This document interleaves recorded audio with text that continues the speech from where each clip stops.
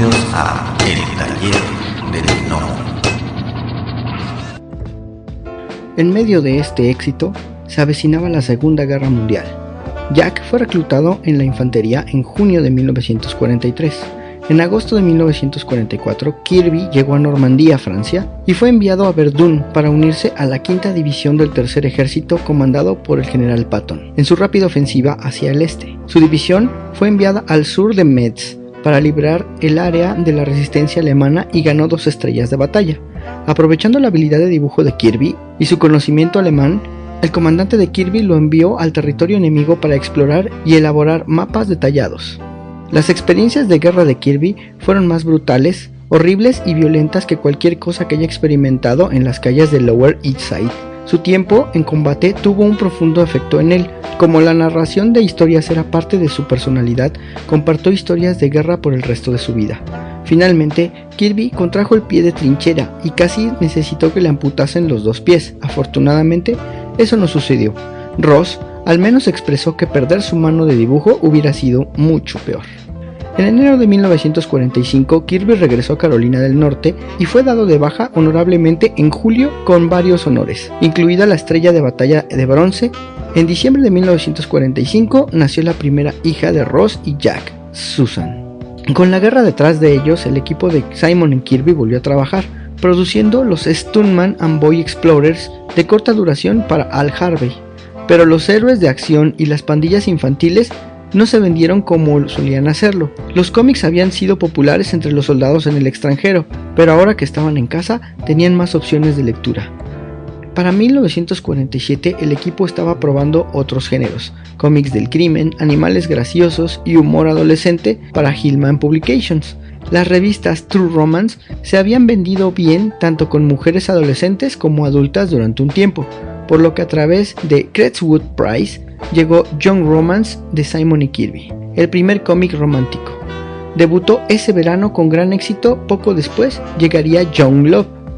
Después de 2 años lucrativos produciendo cómics románticos y con familias en crecimiento, se mudaron a casas cruzadas en las afueras del condado de Nassau, en Long Island. Black Magic y Fighting America también tuvieron gran popularidad, al igual que Boys Rich para Harvey. En 1953, Simon y Kirby comenzaron su propia editorial, Mainline Comics, donde publicó Fosshulk, In Love, Police Tramp y Bullseye. Desafortunadamente, el negocio corrupto de los puestos de periódicos se estaba derrumbando y se vieron obligados a vender su línea al grupo Charlton Comics. Durante este periodo, la industria del cómic había estado sufriendo agitaciones masivas y gran parte del espacio de los puestos de periódicos se había dedicado a los cómics de terror llenos de sangre. Simon y Kirby, en una posición de control editorial, lanzaron algunos de los mejores materiales en este momento, pero la industria no estaba lo suficientemente saludable como para respaldarlo. Solo un poco antes, varios editores habían sufrido grandes pérdidas financieras al invertir en cómics tridimensionales, como el libro Capitán 3D, que el equipo había producido para Harvey Comics. Las fuerzas sociales que se habían estado construyendo durante años llegaron a un punto crítico con la publicación del libro de Frederick Wertham, Seduction of the Innocents, que afirmaba que los cómics estaban corrompiendo a los niños de Estados Unidos. Posteriormente, los cómics de terror y crimen fueron expulsados del mercado y los creadores de cómics fueron estigmatizados. La calidad del cómic experimentó una fuerte disminución. Finalmente, Joe Simon dejó el equipo por un trabajo más lucrativo y seguro en publicidad y marketing para campañas políticas. Durante un tiempo, Kirby ayudó a su amigo y vecino Frank Giacoia en una tira de la Guerra Civil, pero Kirby quería una tira propia y preparó muestras, a veces en conjunto con otros socios. El maestro Jeremy, que él mismo firmó, era una tira de guerra con todo incluido. Giacoia lo ayudó entintando King Masters, una tira de detectives con un escenario en el mundo de la música jazz. Años antes le habían pedido a Jack que sucediera al fallecido Alex Raymond en otra tira de detectives, Rip Kirby, pero la publicación fue para un artista del personal de Simon y Kirby, John Prentice. Los sindicatos se interesaron por las aventuras de un joven contratado por un científico excéntrico. El nombre del niño y la tira era Chip Hardy, y fue entintado por Will Elter y Marvin Stein. Kirby llevó a los Challengers of the Unknown a National ahora DC, y continuó por un tiempo en el título, y también dibujó Green Arrow y House of Mystery, los cuales firmó con la ayuda de su esposa. También hizo un trabajo independiente para el grupo Atlas, anteriormente Timely. Elaboró una serie de propuestas de historietas, eventualmente, a través de una conexión hecha por Jack Schiff, director de DC, Kirby, con los escritores Ed y Dave Wood, comenzó una tira de periódico que capitalizó la reciente carrera espacial, Sky Master of the Space Force, con tinta de Wallace Wood. Las tiras eran hermosas y duró entre 1958 a 1961. Otra creación de Kirby Wood fue Surf Hunter, que trató de hacer lo mismo pero con la exploración submarina, pero no se vendió. Desafortunadamente, debido a un malentendido del acuerdo financiero con Chief y que este sintió que Kirby estaba usando las ideas de Challengers of the Unknown en Sky Master y viceversa, Chief demandó a Kirby. Desafortunadamente, Kirby perdió esa demanda. Continuó la tira por un tiempo, pero el acuerdo financiero lo convirtió en una propuesta perdedora, por lo que renunció. También había perdido a DC como cliente. Simon y Kirby se unieron brevemente en Archie Comics, en The Double Life of Private Strong y The Adventures of the Fly. Kirby incluso trabajó brevemente para Classics Illustrated. Para 1959, Kirby estaba haciendo casi todo su trabajo para una compañía anteriormente conocida como Timely o Atlas, que pronto se conocería como Marvel Comic Groups. Su línea en este momento consistía en cómics de amor, western y monstruos, y Kirby se puso a trabajar en los tres. Dibujó Rawhide Kid y Two-Gun Kid. Sin embargo, la mayor parte de su tiempo se dedicó a cómics de monstruos que presentaban un formato mediocre, tipificado por títulos como El escape de Monsterioso y La criatura de Krogar, producidos por un pequeño equipo. Estos cómics fueron agotadores, pero su importancia fue grandiosa, ya que eventualmente llevaron a la creación de los superhéroes de Marvel. Inspirado en su éxito con el inicio de Challengers of the Unknown en DC, el ligero éxito de los héroes de Archie y los intereses de su hijo Neil, Kirby sintió que había llegado el momento de los superhéroes. Muy pronto, Goodman y Lee vieron lo que sucedía en DC con la Liga de la Justicia de América y decidieron que Kirby tenía razón. Stan Lee hizo que Kirby tomara una de sus historias de monstruos con algunos aventureros y les diera superpoderes. Así nació Marvel Comics, tal cual como la conocemos, con Fantastic Four. La vívida imaginación de Kirby, su sincera humanidad, su amor por la ciencia ficción y la mitología y su increíble narración visual dinámica se unieron en su trabajo para Stan Lee y Marvel cuando tenía 40 años. Kirby continuó lanzando héroes. Stan Lee había estado publicando cómics de monstruos, entonces, ¿qué tal un monstruo como personaje principal? Hulk. Un científico de una historia anterior se convirtió en Ant-Man. La mitología era una de las favoritas de Kirby, por lo que el dios nórdico Thor vino después. Luego vino un héroe urbano que caminó por las paredes, con Kirby trayendo un logotipo de los días del estudio de Simon y Kirby a principios de la década de los 50. Spider-Man. Steve Ditko terminó con la tarea. El sargento Nick Fury and His Howling Commandos, un niño comando adulto. X-Men, una pandilla de chicos basada en la ciencia ficción. Y Los Vengadores, un grupo de héroes adultos. Kirby incluso participó en la creación de Daredevil, evocando a su anterior Stuntman. En respuesta al asesinato del presidente Kennedy, Stan Lee y Kirby revivieron al Capitán América. La Antorcha Humana, revivida de los años 40 como miembro de los Cuatro Fantásticos, se hizo cargo de Strange Tales y pronto se unió al personaje mágico de Steve Ditko, el Doctor Strange. Un último libro de monstruos de Marvel, Tales of Suspense, presentó a Iron Man. Kirby estaba demasiado ocupado en ese momento para dibujar la historia de origen y tuvo tiempo para diseñar el personaje para que Don Heck lo dibujara. A Kirby le había resultado necesario dibujar con lápiz y trazar 5 o 6 cómics al mes. Ahora, con la reciente popularidad de Marvel, podía reducir su carga de trabajo y concentrarse principalmente en los Fantastic Four, Thor y diseños ocasionales para otros artistas, y una versión recientemente renovada del Capitán América. Fue en Los Cuatro Fantásticos que Kirby dibujó por primera vez personajes de apoyo tan populares como Doctor Doom, The Watcher, Silver Surfer, Black Panther, Galactus y The Inhumans. Fue cuando redujo su carga de trabajo que muchos notaron una notable mejoría en la calidad de los lápices de Kirby. En el pasado, a menudo había sido demasiado apresurado para hacer un trasfondo suficiente o para presentar una atención muy estricta a los detalles. Sus lápices eran mucho más ornamentados y más dinámicos. Thor, por ejemplo, se convirtió en una verdadera saga de los dioses, con un majestuoso espectáculo, sus trajes finamente detallados y los impresionantes paisajes. Los muchos años de trabajo de Kirby a un ritmo febril lo habían entrenado bien, como uno de los artistas más rápidos y por tanto más prolíficos de la industria del cómic. Las ventas de Marvel repuntaron, el diálogo ágil de Lee combinado con las historias de Kirby, así como un tono familiar y fanático de Marvel, mantuvo a los baby boomers leyendo cómics en su adolescencia y sus años universitarios. Pronto, Kirby estaba produciendo tantas historias que hizo más conveniente evitar las conferencias de historias antes de que dibujara el arte. Discutían brevemente la siguiente trama y Kirby regresaría con una historia completamente dibujada y le describía a Stan Lee lo que estaba sucediendo, cuando incluso esto tomaba demasiado tiempo. Kirby incluía notas de la historia en los bordes de sus artes originales para que Stan Lee las usara mientras preparaba el guión del diálogo. En un ejemplo notable, Kirby y Stan Lee habían discutido que el antagonista fuera The Big G, un eufemismo para Dios. Kirby sabía que una fuerza tan poderosa y amenazante sería precedida por un explorador, a quien describió cósmicamente como un surfista de las vías espaciales. Stan Lee amaba al nuevo personaje de Kirby y lo llamó Silver Surfer. Las mentes de la audiencia quedaron impresionadas. Kirby no pudo dejar de crear nuevos conceptos, pero los guardó para sí mismo. Cuando Goodman vendió Marvel a Perfect Film, una entidad más corporativa, Kirby fue hostigado por el nuevo propietario que no quería negociar un contrato, así que sintió la necesidad de salir de su situación, por lo que trasladó a su familia al sur de California y comenzó a hablar con Carmine Infantino en DC. Infantino, un protegido de Kirby que había actualizado con éxito a Batman para los lectores traídos por el programa de televisión, para DC tener un artista en la oficina editorial no tenía precedentes e Infantino estaba buscando innovar.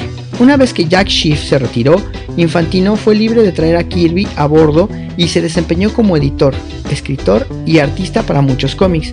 Infantino había querido que Kirby renovara Superman, pero Kirby solo asumió la serie de Jimmy Olsen, agregando una New Boys Legion actualizada al elenco. Olsen, al final de cuentas, también era un vendedor de periódicos.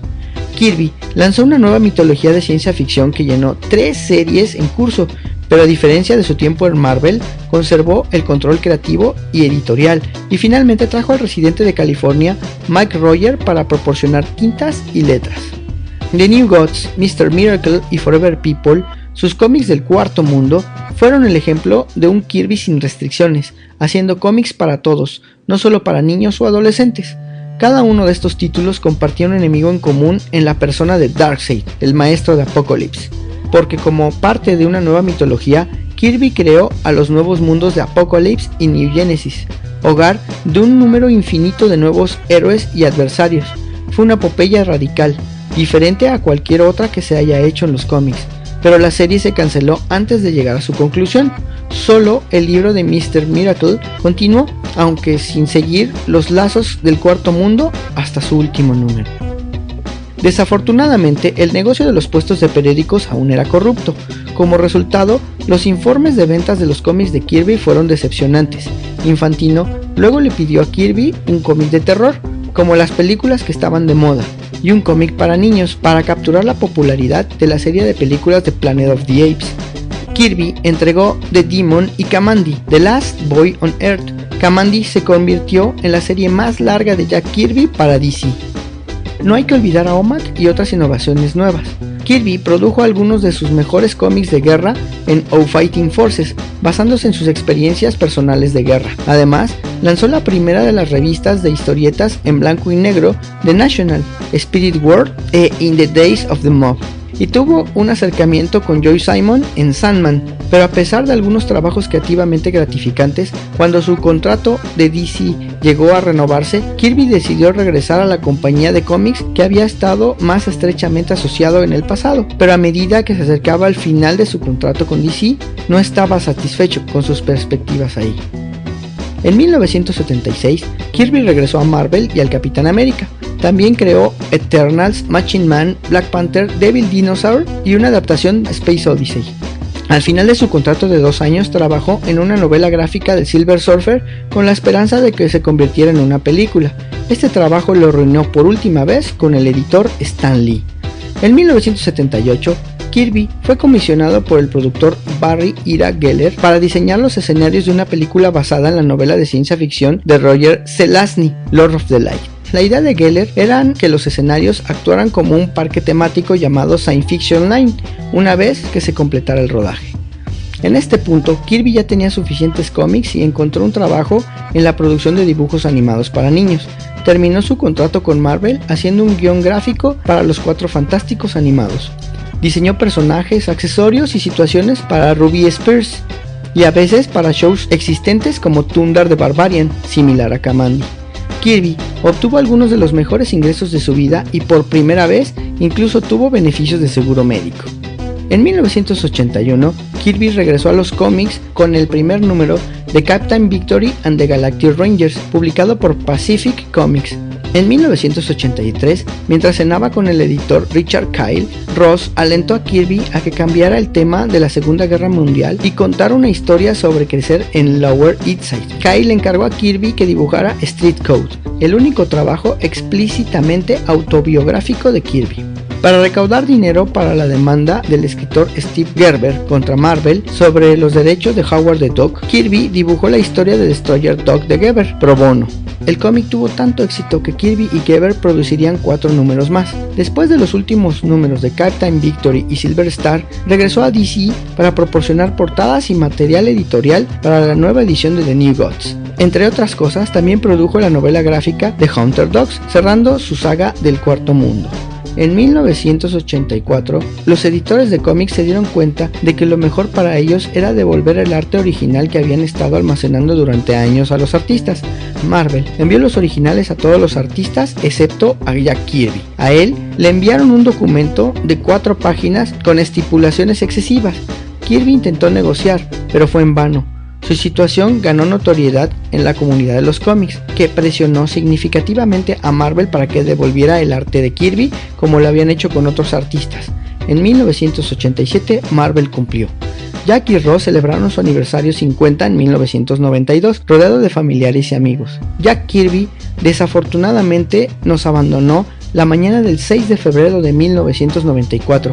Todo este tiempo, a lo largo de su vida juntos, Jack y Ross asistieron a convenciones de cómics y dieron la bienvenida a los fanáticos en su hogar. Amaban a sus compañeros, creadores de los cómics, de la ciencia ficción, la mitología, el romance y la acción. Los alimentaron a vivir sus propias vidas al máximo y a contar sus propias historias. El alto perfil de los cómics en nuestra cultura actual es el testimonio de la energía positiva, el amor y el compromiso de los Kirby.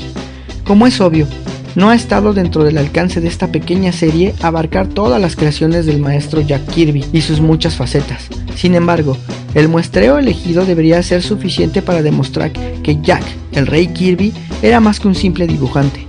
Era de hecho un narrador e innovador ante todo, un esopo moderno que crea mitos y fábulas para las generaciones venideras. Después de más de 50 años en el campo, nunca dejó de crear, ni mostró signos de quedarse sin ideas, como él mismo dijo alguna vez. La audiencia siempre está ahí, y el cómic aún no ha alcanzado su máximo potencial. Solo queda decir que el rey nos abandonó, pero el rey no ha muerto. Su trabajo lo mantendrá entre nosotros por toda la eternidad.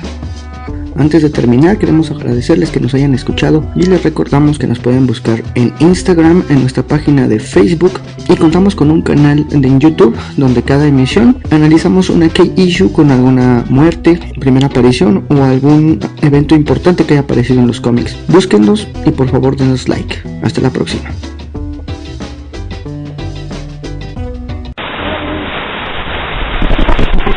La voz y la producción de este podcast estuvieron a cargo de Adro, a un guión de El Piedra.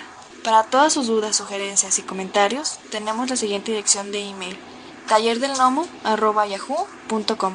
Gracias y hasta la próxima. Este fue el podcast de El Taller del Gnomo.